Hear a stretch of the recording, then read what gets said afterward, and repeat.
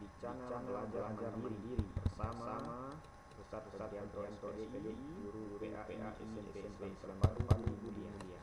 Pada kesempatan kali ini kita akan melanjutkan pelajaran kita yaitu tentang Toharoh. Ingat, jangan lupa subscribe, like dan share kepada teman-teman. Semoga bermanfaat. Anak-anak Ustadz dimanapun berada, semoga selalu berada dalam keadaan sehat walafiat dan selalu dalam lindungan dan rahmat Allah Subhanahu wa taala. Materi kita pertemuan kali ini yaitu Toharoh, semua bersih, hidup jadi nyaman. Toharoh yang akan kita bahas pada hari ini ada 4 topik.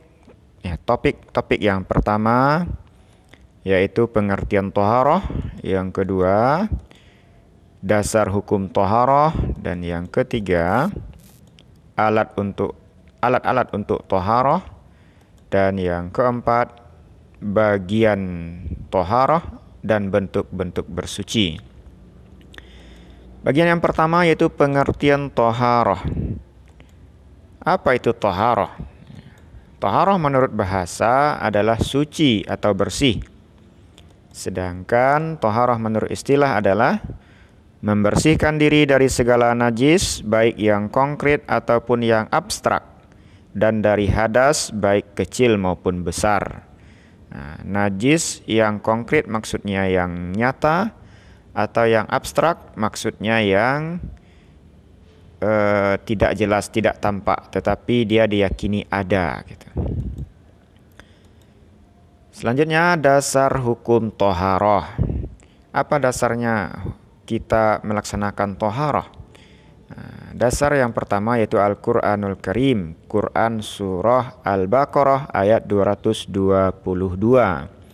yang berbunyi, A'udzu billahi minasyaitonir rajim, Bismillahirrahmanirrahim. Innallaha yuhibbut tawwabin wa yuhibbul mutatahhirin. Yang artinya, sesungguhnya Allah menyukai orang-orang yang bertaubat dan menyukai orang-orang yang membersihkan diri.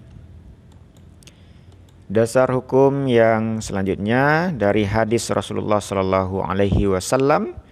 Yang pertama, sabda Rasulullah yang berbunyi, Al-Islamu nazifun fatanazzafu fa innahu la yadkhulul jannah illa nazifun.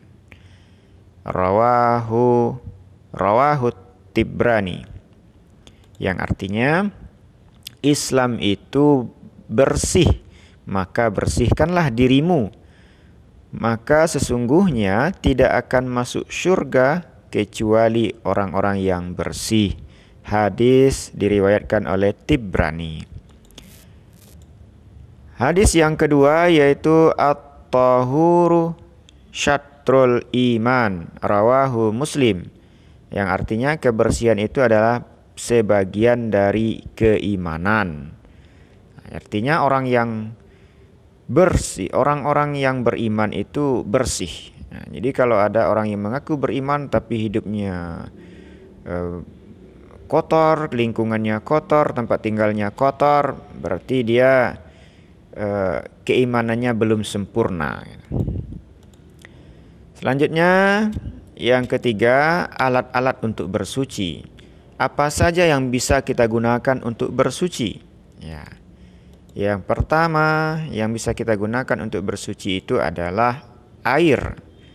Air adalah alat utama dan yang paling afdol kita gunakan untuk bersuci. Yang paling baik gitu. Dan yang untuk apapun bentuknya. Kemudian yang kedua yang bisa kita gunakan untuk bersuci yaitu tanah atau pasir. Tanah dan pasir ini digunakan untuk mensucikan benda yang terkena najis berat. Najis berat atau najis mughalazah. Yang ketiga, debu. Debu kita gunakan untuk bertayamum sebagai ganti daripada wudhu. Nanti akan kita bahas secara mendalam. Selanjutnya yang keempat, batu. Nah, batu ini bisa kita gunakan untuk beristinja seandainya air tidak ada. Nah, 3 buah batu atau 1 batu dengan 3 sisi. Nah, ya. Yang kelima, daun. Nah, daun-daunan, daun yang kering, daun yang tidak dihormati, artinya daun yang tidak untuk dimakan, bisa kita gunakan untuk beristinja seandainya tidak ada air. Dan yang terakhir, tisu. Tisu ini kita gunakan juga sebagai pengganti air untuk beristinja.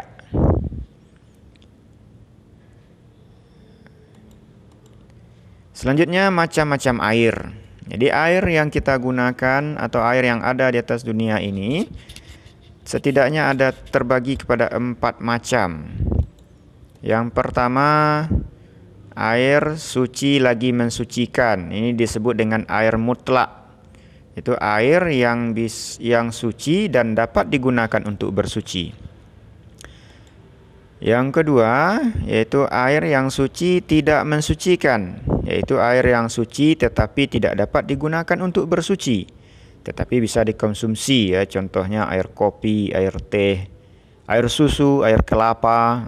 Itu namanya air suci tidak mensucikan.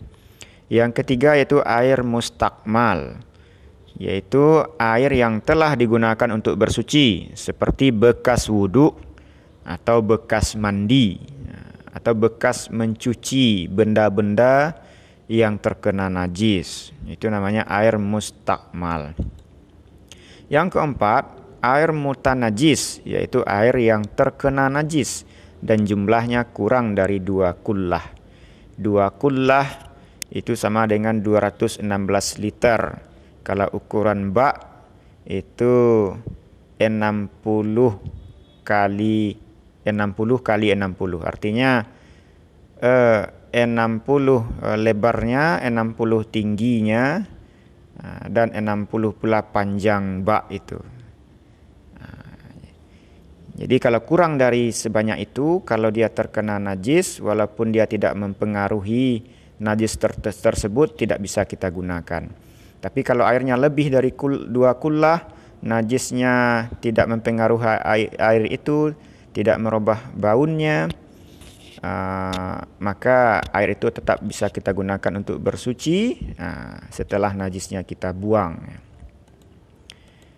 Yang selanjutnya, air suci lagi mensucikan atau air mutlak itu diantaranya air hujan. Air hujan bisa kita gunakan untuk bersuci. Yang kedua, air embun. Ini air yang paling suci, air embun. Kemudian air laut. Air laut, kemudian air sungai. Yang selanjutnya air sumur, kemudian air danau, air salju. Ketujuh air ini adalah air yang suci lagi mensucikan. Selanjutnya macam-macam toharoh. Toharoh pertama dari toharoh dari najis. Apa saja bentuknya toharoh dari najis? Yaitu membasuh. Kalau ada benda kita, pakaian kita yang terkena najis, maka cara membersihkannya dibasuh sampai bersih. Yang kedua, memercikkan. Jadi dipercikkan saja.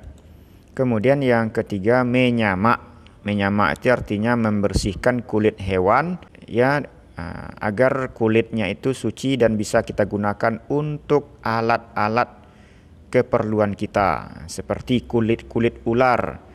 Bisa dijadikan ikat pinggang atau sepatu.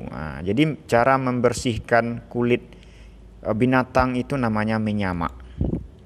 Kemudian toharoh dari hadas. Toharoh dari hadas bentuknya pertama istinja, kedua wudhu, dan yang ketiga mandi. Yang keempat tayamum. Ini akan kita bahas secara mendalam pada pertemuan berikutnya. Demikianlah materi kita pada pertemuan kali ini. Semoga bisa dipahami dan bermanfaat.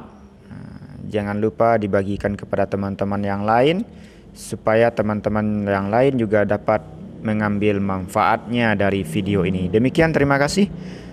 Assalamualaikum warahmatullahi wabarakatuh.